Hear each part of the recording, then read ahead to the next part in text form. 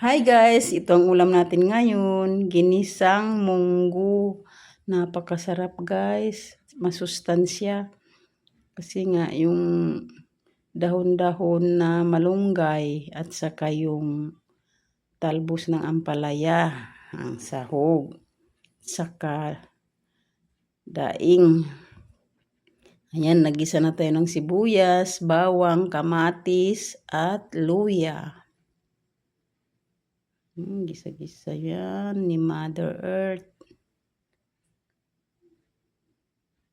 Ito ang ating mga dahon-dahon, malunggay. Saka dahon ng ampalaya. Yan, masustansya. Napakasarap yan guys. Ayan guys, luto ng ating ginisang munggo. Na-miss ko talaga kumain ng ginisang munggo.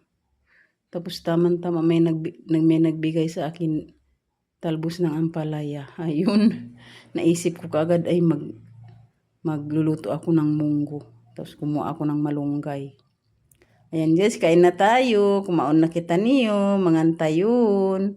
Thank you so much guys for watching. I love you guys. Abangan ang susunod natin mga videos.